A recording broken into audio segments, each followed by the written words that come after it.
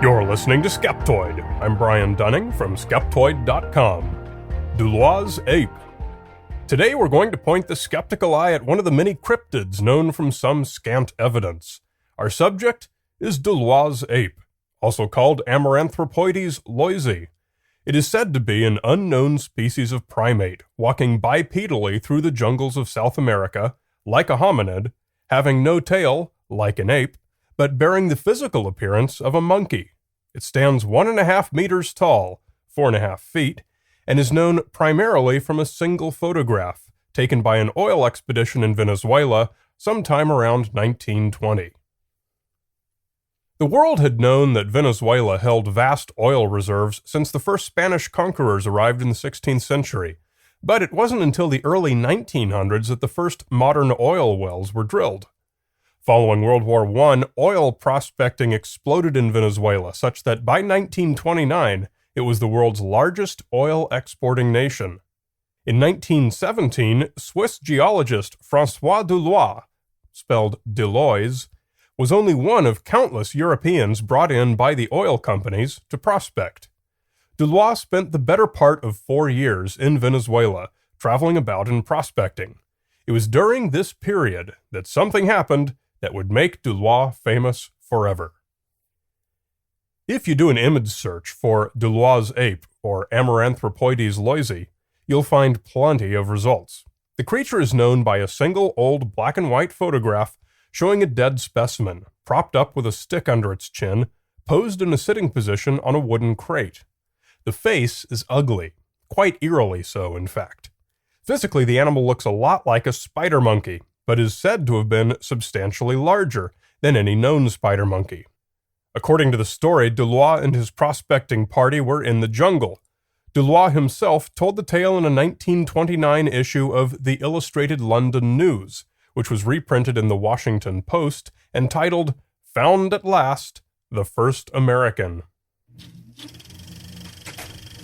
The jungle swished open and a huge, dark, hairy body appeared out of the undergrowth, standing up clumsily, shaking with rage, grunting and roaring and panting as he came onto us at the edge of the clearing.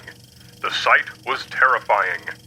The beast jumped about in a frenzy, shrieking loudly and beating frantically his hairy chest with his own fists. Then he wrenched off at one snap a limb of a tree and, wielding it as a man would a bludgeon, murderously made for me. I had to shoot. My Winchester got the best of the situation. Riddled with bullets, the great body soon fell on the ground almost at my feet and quivered for a while. He gathered his arms over his head as if to hide his face and, without a further groan, expired.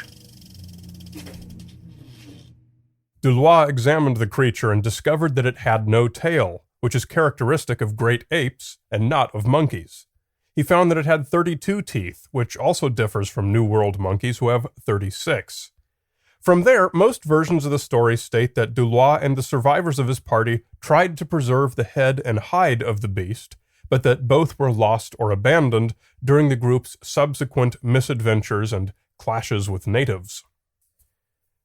Knowledge of Loys Ape's story might never have reached the public consciousness were it not for the involvement of the French anthropologist Georges Montandon.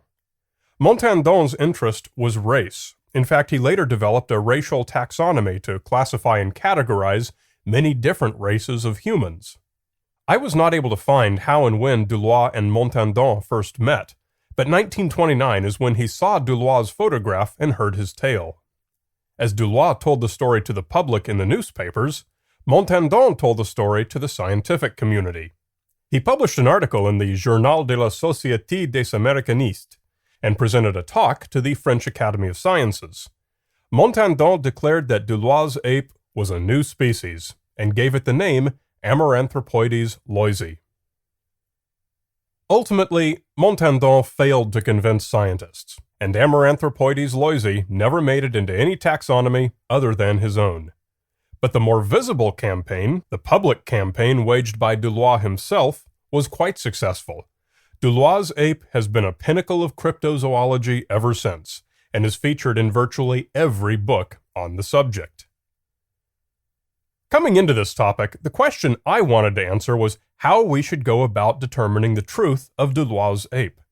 As with most questions like this, it's quite possible that we can never know the answer for a certainty, but we can at least get a pretty good idea.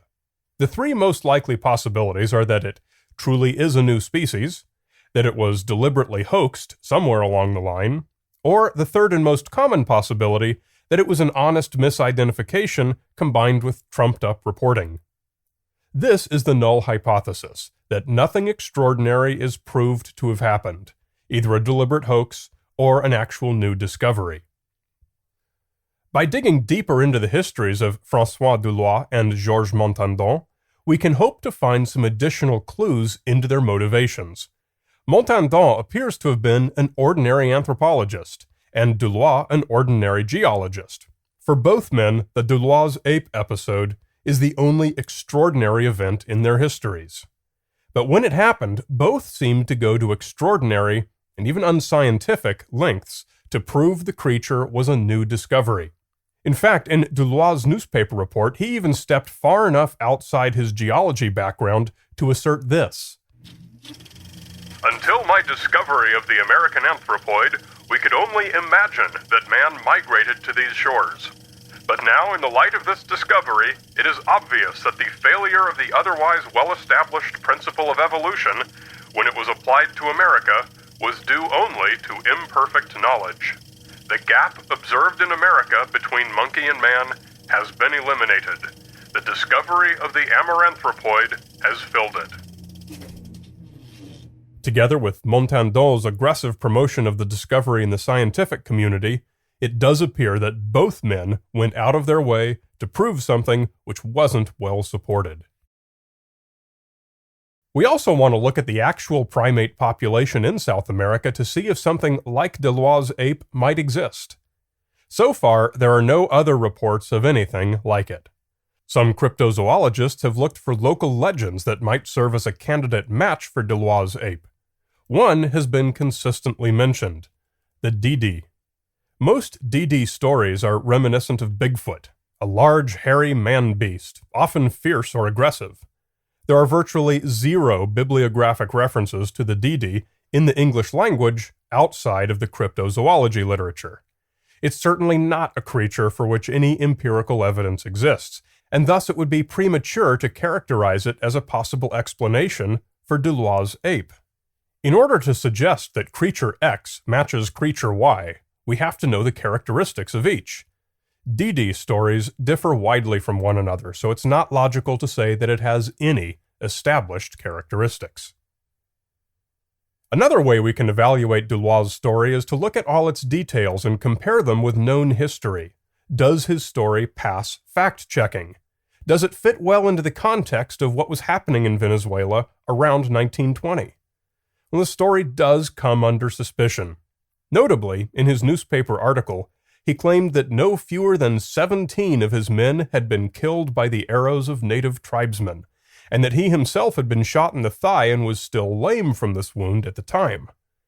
The place where he says he was attacked by the creatures is only about 15 kilometers west of La Fria, a city founded in 1853, capital of the municipality in which oil was discovered. La Fria and other towns in the area are where the oil companies based their expeditions. In short, Deloys' location simply wasn't as remote as most modern retellers indicate. It's often said that he spent 4 years in the jungle as if it was a single long expedition. But it wasn't. He spent 4 years making much shorter prospecting trips into the jungle. How likely is it that a geology party would allow 17 men to die without simply making the short return trip to La Fria or some other town? How likely is it that Deloys would have continued prospecting if any men had actually been violently killed on the job? The job simply wasn't worth men's lives, and at no time was Deloys in so remote a position that he could not easily have returned to civilization. In short, his story as printed is almost certainly a gross exaggeration in the style of the popular adventure fiction of the day. There are also conflicting accounts of the famous photograph's history. In 1962, a Dr. Enrique Tejera read an account of Loys Ape in a magazine called The Universal and wrote to its author. The letter was published. Tejera said that he'd been in Venezuela with Loys, working for the oil companies as a doctor, and the monkey photograph had a very different history. According to him, Loys had been something of a practical joker and had been given a local spider monkey called a marimonda, a white-fronted spider monkey, whose tail had become infected and been cut off. While they were in the city of Mene Grande in 1919, the monkey died, and that's when Loys propped it up on the crate and took the photograph. Of course, we don't have any way to know which of these two stories is true, or even whether both are false, but the Tejera version is certainly more consistent with the photo. The monkey is sitting on a crate, which would have had to be very large if the monkey was as tall as Loys said, and it's sitting in a clearing on a riverbank among the stumps of plants that have obviously been cut away. Yet, in Loys' story, he and his men had only stopped there briefly to rinse off from, quote, the day's struggle across the jungle, hardly consistent with well-prepared clearings and large, heavy crates. In conclusion, I'm satisfied that there's enough wrong with Loys' story to assert that it was at least in large part fabricated. But I wouldn't say that this can be proved. Regarding Montandon's involvement, my own assessment is that he may or may not have been deliberately deceptive. The story he promoted was in line with his normal research, and he worked in a science that was in its adolescence, if not its infancy. But he was willing to put his professional reputation on the line. I would probably camp in the jungles of Venezuela and not be worried about marauding ape men. But I might just tip my turn-of-the-century flask in applause of François Loys and his pet spider monkey with the infected tail.